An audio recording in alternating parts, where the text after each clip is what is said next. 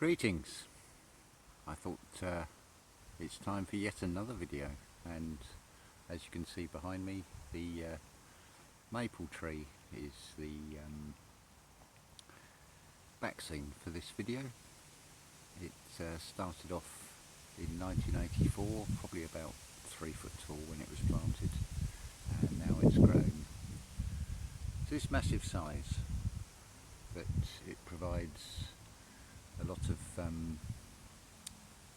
resources for the garden, not least the leaf mulch compost, which turns into a very black soil that's giving back to nature. But I digress from what I actually wanted to talk about in this video. I'm going to highly recommend John Levi's channel when he talks about the future and the present and this debt slave system that we are in. But I wanted to talk a little bit more of that and offer you some proof of why we are in two worlds. Yes, we are in this physical world and we experience things and they do feel very real. But I don't know if this, well, I can't even claim this to be an original thought.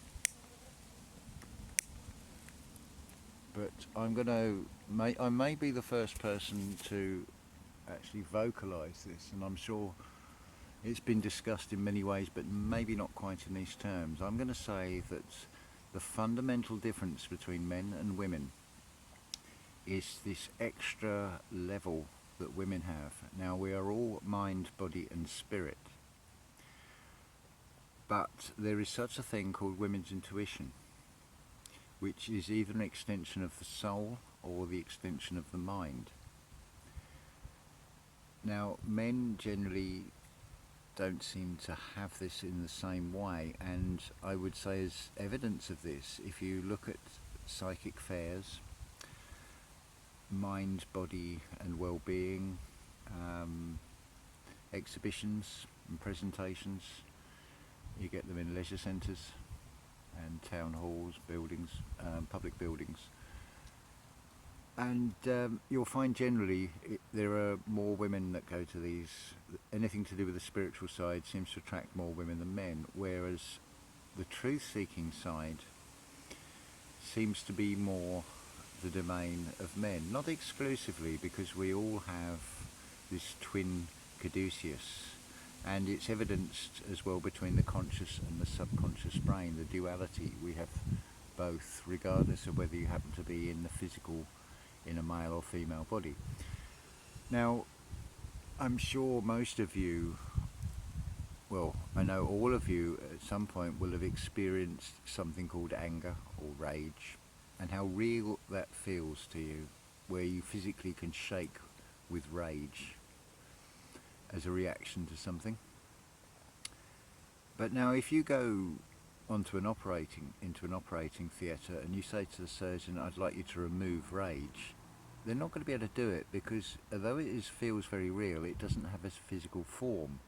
Another good one that people will notice is when you walk into a room and you sense what is known as an atmosphere. Now, obviously you want atmosphere in the form of oxygen to breathe, but there's that non-physical atmosphere that people detect, and I'm offering that as proof that you can feel and experience in the 3D world of things that don't have a physical form. See, the other thing is, divine feminine is represented by the number 3, divine masculine is represented by the number 4. But the duality of it is women having these 4 levels and men only having the 3 levels. But so why is men the 4? Because you're being forthright. The divine masculine is all about knowledge. It is born out with this truth seeking. You want to be forthright and foursquare in your answer, and put it into boxes that then make sense when they stack up with other boxes to build up, shall we say, the pixels of this bigger picture. So I think that's why you can express men and women in the terms of the numbers 3 or 4. It's the same with any number. You can see any number as good or evil. It depends on the interpretation. I mean, people talk about 666 as being purely evil, but what if I was to tell you that the human body is made up of 6 protons, 6 neutrons and 6 electrons? We all have 666 within us. Does that therefore make us evil because we have 3 sixes within us? The answer clearly is no. There is another level, it's called choice, that we all have. See, we're told we are humans, but the clues are so often in these words. Well, what is a who man? Well, deception and darkness hide behind many masks, so you ask who, because you never get to see what it really looks like. We are not human at all. We are used as a food source of energy, which is why you are kept enslaved in this 40-hour and upwards working week, and yet you are paying so much out in your taxes, which you're not getting value for money coming back to you. You'll get very little of that back. But there's so many levels to this. There's the physical play out, but there is also the mind and the soul. It's very true that everything has a truth to it. It's never black and white. It's this or that. Keep in mind it is the Victorian jelly bean sweets. They look pretty, they look shiny, but that shininess that makes them look pretty is actually arsenic. And that is a very simple analogy of the way things are. See, darkness will never be honest. It will say, look at this is pretty. But it is laced with poison. But there's also a double twist to it. You've always got to look for the invisible third player in all these things. This is why you have this situation where you had the Cold War, Russia was the enemy.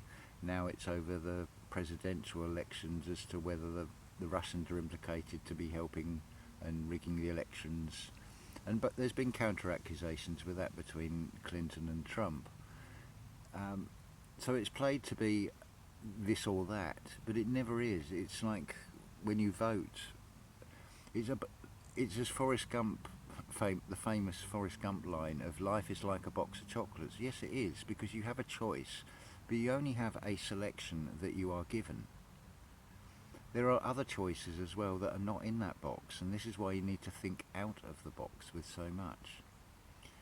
Now this 5G, a lot of it is being put out as fear, but that doesn't make it any less real. And what I think it's at least 240 scientists have said, and other leading experts who deal in weaponized technology, it is a serious killer, and it is harmful not just to human life, to all life. And yet the phone companies and all the organisations that, funny enough, always have appointed an appointed chairperson. They're never from members of the public, and often if it's a charity they're on astronomical salaries, so the money isn't going where you think it was going to go to anyway. You're just keeping somebody else in luxury a lot of the time. But they tell you something is good. Well, if they're lying about that, then what else are they lying about? And I'm suggesting, and you just use some logic with this, if the population, we are told, was 1 billion in 1900, and that population, despite 2 world wars, has grown by an additional 6.5 billion. In percentage terms, look at the increase. Now look back to the previous centuries and ask yourself why that increase happened despite all these wars and all these epidemics. Yes, it can be argued there were things in the past that wiped out large numbers of populations, but the more you look into this, the more you'll find that everything we're told is a complete lie. Again, I'm going to refer you to John Levi as a brilliant introduction. If you don't know about liquefaction and you don't know about these mud floods, then that is a serious place to start looking. And you'll also you'll, well, I certainly see it. You've got this sudden was it sudden infant death syndrome, this SIDS thing, and it always seems to be following vaccines. Yes, maybe vaccines at one time were good for you, but like everything else, something else that starts off good is always taken over by this control system because it cannot afford to let an inroad, because it will open up to too much more. They don't want that at all. This is also bearing out this fourth layer of women, why when you look at everything it is based on hatred of women, because women hold the key, the divine feminine holds the key. That intuition is the link with the spirituality that we are all missing, this sense of loss subconsciously that you all have, where you're looking for something. Now this has been dressed up in a deception called religion, and whilst it is still telling a partial truth, it is overlaid with so many twists and lies that it is never going to make sense.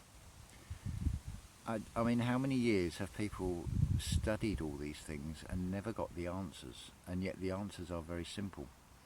And they are actually very easy to find. It's just, it's been dressed up, because this is how darkness works. It works totally on illusion. And it is illusions as opposed to solutions, because you want to sow seeds that create, not destroy. This is the only thing darkness can create, and that is destruction. There is so many levels to this, and so many people will defend the old system rather than face the unpleasant truth of what we are up against and how it is not in this physical world.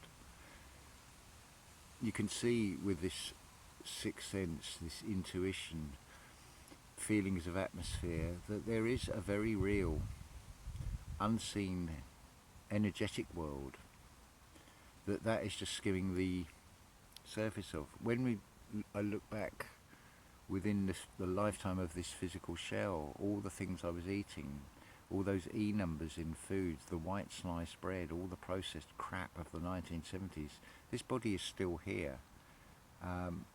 I'm thinking out the box. None of this crap seems to work on me. I've disconnected from the mainstream media.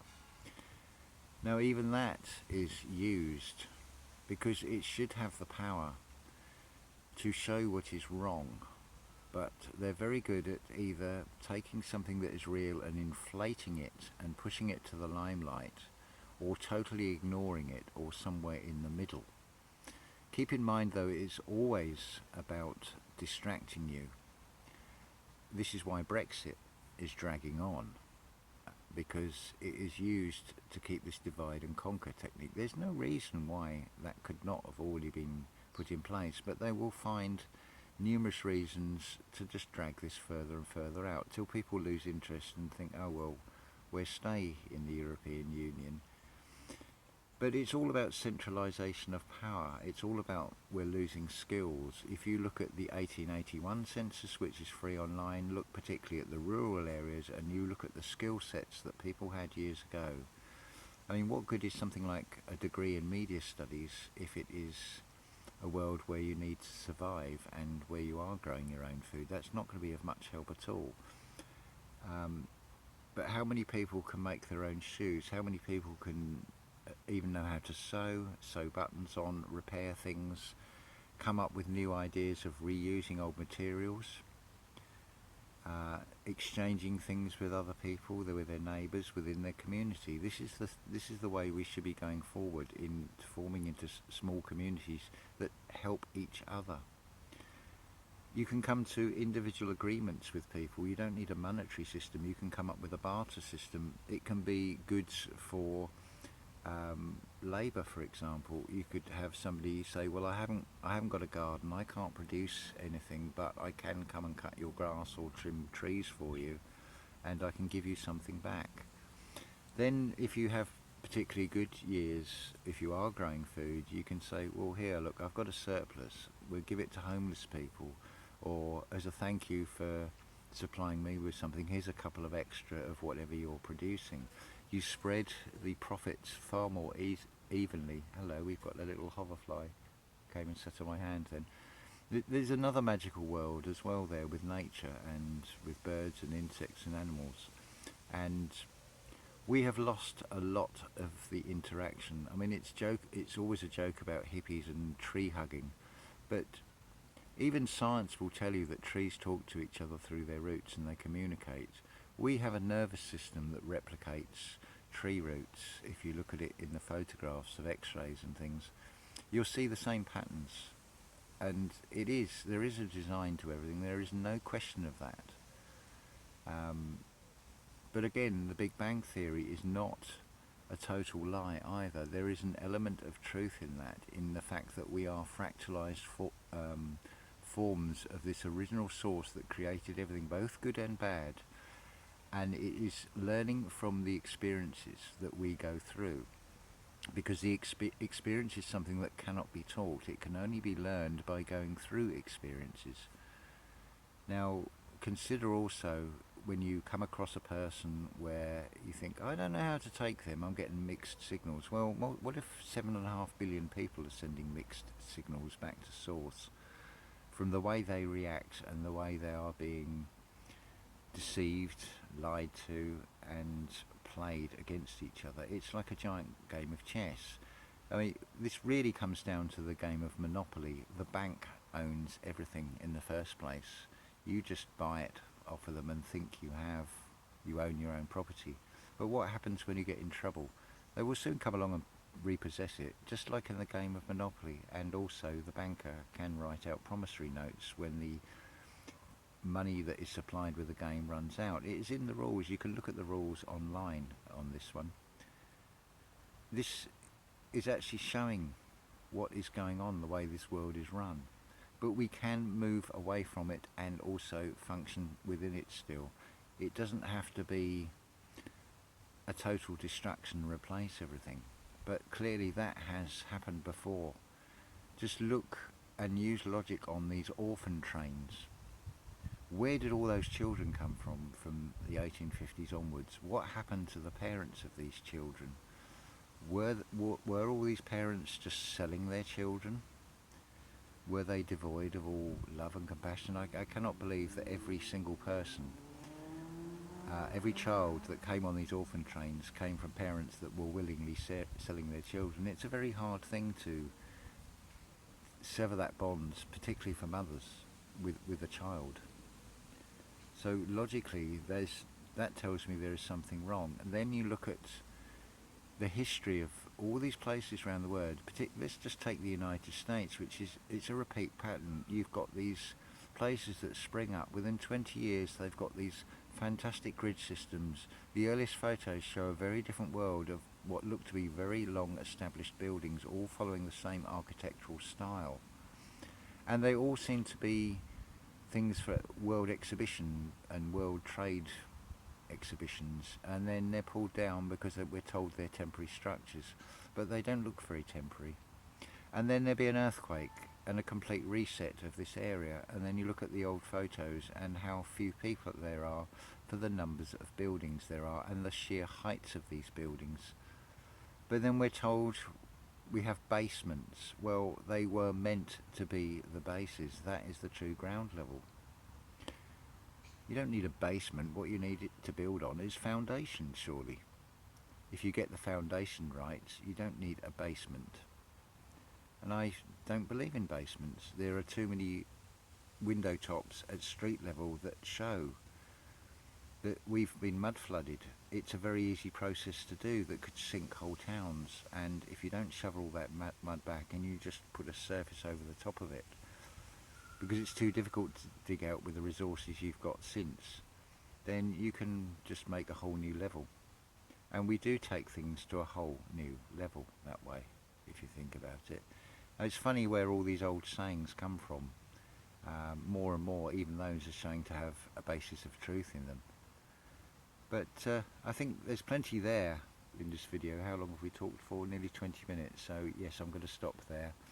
I wish you all a wonderful day, and I hope that this resonates and makes sense with a lot of you. And do please leave your comments.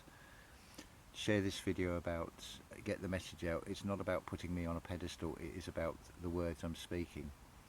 and I would love it if you made your own versions of this video and put your own take on things and added to it, because it is always two-way traffic. It's not me telling you something, it is by speaking to people that inspires these videos, because things just fall into place. And there will be more videos coming, I'm sure of that. I don't need to have the ideas in advance. The things just come, and I'm sure a lot of you will find this, these synchronized thoughts we get. How I can listen to a piece of music and then I play a video, Flat Earth British Sub, and it's got the same piece of music in it, and then the synchronicity on the thoughts, a subject I might be talking to, I'll watch a video and that person is also talking on a related topic and coming to the same conclusions. Now you can call it coincidence, or is it coincide dance, because I don't hold with this fake wealth. I don't believe in coincidences at all.